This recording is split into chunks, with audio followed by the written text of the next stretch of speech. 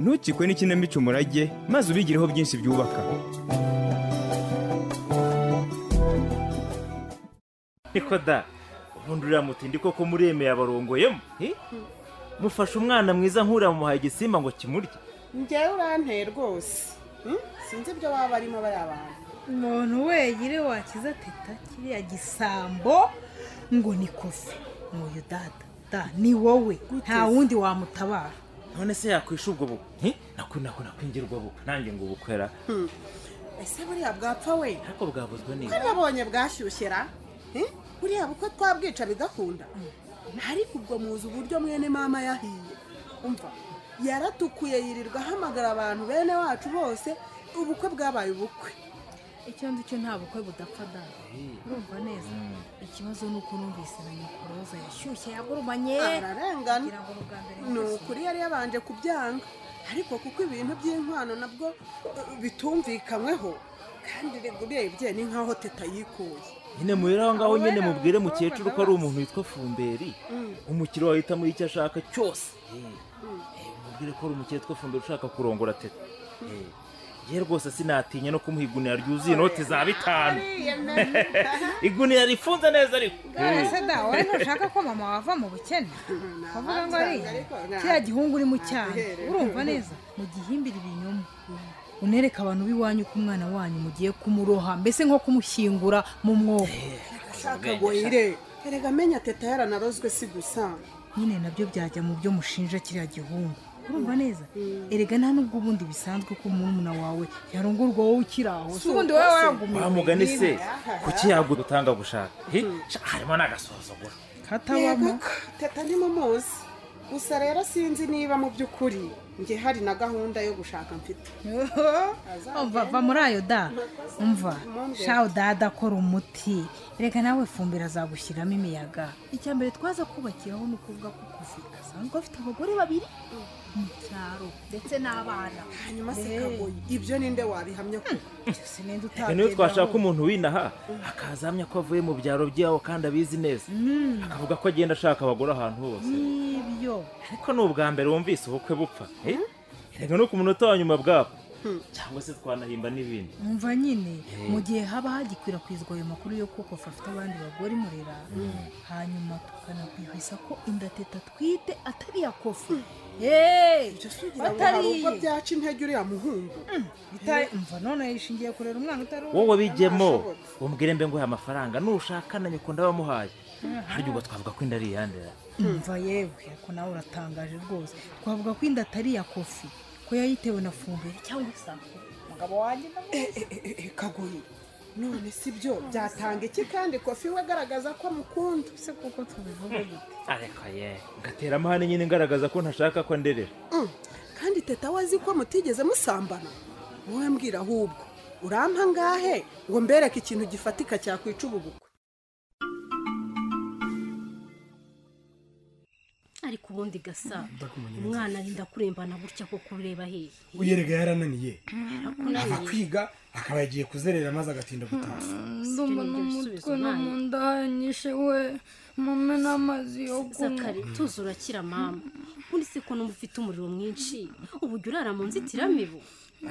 n'umutwe uri kundya we nawe inzitiramubu yanjye yabazwa papa kuko niwe wayitwaye akajya kuyirobesha amafi maze imibi ikazagira arindya cyane. zibakira amazi maze bakuvure kuko ibyo nayikoresha nabyo byari bifite akamaro. gasa uyu mwana uzi ko malariya yari kumugutwara. Zakari ngakira ikinini umwe mwana we. ati Zakari kinini cyane ndabasha kukimira. jundika amazi ubundi icyoherezo cyose gira vuba se. ese ubundi gasa ubu mufite ubwishingizi bwo kwivuza? ntabwo tugera rwose ku nyine nabuze amafaranga yo gutanga umusanzu w'umuryango wose kandi n'uburyo bushya bwo kugura mitiweli sindabusobanukirwa. mvira ni ukuri ubundi se mugira icyiciro cy'ubudehe? reka mwiruka kera cyane ni mu cya 3 gusa harambeshye ngo ndakizera kandi ntacyo mfite. ubu rero haje uburyo bushya bwo kwishyura mituweli hakoreshejwe telefone ariko bikunda ibyibuze iyo umuntu azi icyiciro cy'ubudehe abarizwamo. none se ubwo namenye gute icyiciro cyane? biroroshye cyane ugomba kujya ku kagari hari umukozi ubishinzwe agahita agufasha noneho nyuma yaho iyo umaze kumenya icyiciro ubarizwamo ufata telefone yawe ugakanda akanyenyeri 909 urwego ubundi ugakurikiza amabwiriza umva bitoroshye Ngenda rwose uje kureba. Yego niwe. Kwa Gasake mwiriwe mutera? Ni amahoro. Bitebye uno mwana ko mbona yacitse intege. Gasa, umwana umuntu harwaye malaria? Niyo rwose kaji. Ariko ikibazo cyambanye mitiweli kuko kuva nahagarikwa muri koperative abo nta bushobozi mfite bwo kwishyura. Ubundi suza icyiciro cyawe cy'ubudehe. Reka ntakize. Yampanya data. Ejo rwose nzabyukira ku kagari ku kibazo ariko mubishoboye mwamfasha kuko ndakenye pe. Wowe numenye icyiciro cyawe uzahita uza kundeba ku kazi. Kandi buri ubishatse wa mubyeyi mwiza ukava ibuzima. Rwose. Yo, nukuri rwose murakoze kaji. Sinzi uko nzabituriye neza mu ngiriro. Numva nikundira Nyiranziza. Papa, uramuruhushya dutahane. Nanjye ndagukunda cyane mwana wa, ndagukunda rwose. Numva nshaka kwibera kwa Kagimba kugira ngo bajye bankurikirana neza. Baname igikoma gihagije. None se Zakari, ukumva uzagaruka hano iwanyu ryari? Hano nzahagaruka aruko papa yanguriye inkweto n'inzitiramibu nshya.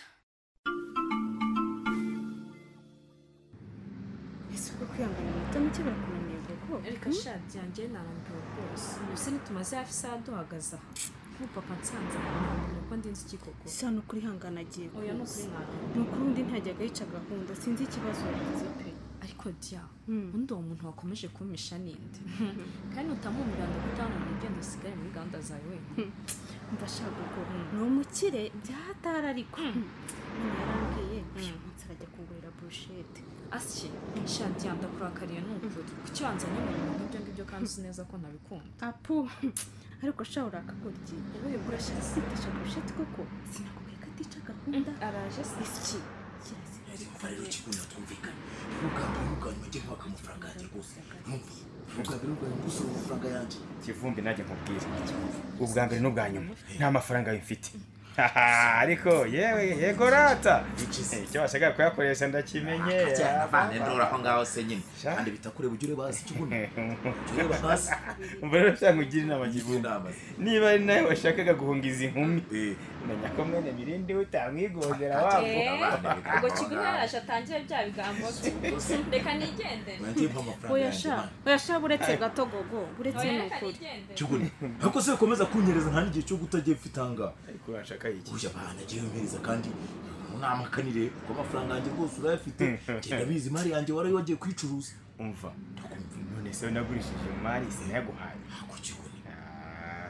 Ubwo ni ushaka kunguza wanguza neza uteme imbere y'izi nkumi sha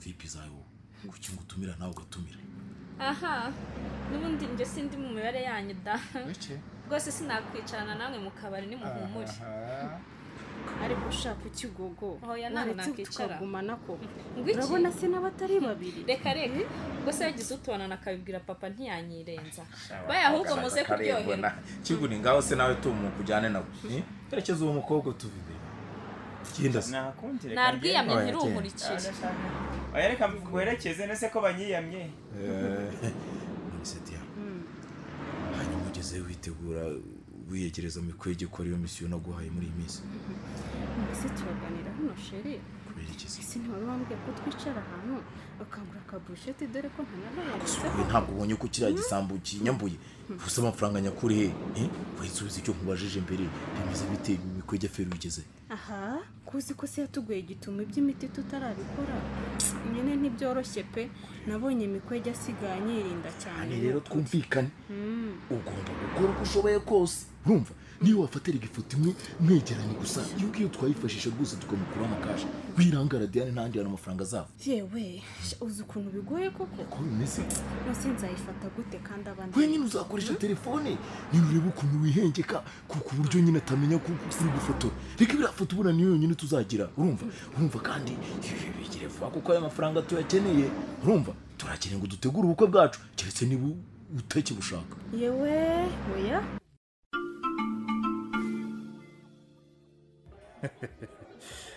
dore uyu nawe rwose akoze jayabe kuva rwose na kera ntiwigeze ukoze inzoga mu kanwa. Ya besi ntabwo umuzi uragira ngo umunywi wa fanta n'igikoma yabuzwa n'iki kubyara abakobwa gusa. Mbese wumve akabaro wagahamangira gute wese wababyaye ubu ngubu bari hehe cyangwa nyina waba ari hehe? Hari ikindi wasaruye muri izo nzoga usibye kwisenyera urugo? Menya ibyawe gusa ureka ibyanjye. Nawe se wamenya ibyawe? Abasenye se ndabayobewe wowe nturimo. Hano urabeshyira inzoga ni mu cyuro buhoro zireke nzazinywera mpaka. Ndetse rero ko rwose ibyo muri kuvuga ntabyitayeho yabe ntajya sinumva ukuntu ujyana n'abagabo mu kabari rwose ukifatira imitobe cyangwa ntugire icyo ufata. Si ibyo se mvuga ariko ya besi we ntabwo umuzi ubu abategereje ko dusinda hanyuma akatuneka. Yewe sha barumana zanira irindi cupa bosi rwe araryishyura. Erega muraho mwanyihaye ariko sha ubwo mwese muzi ko muri abana abatoto mu kunywa inzoga njye ya bese mwanyegereranya aho mwebwe. Hari kera Davi atarakwiharira ataragucurika.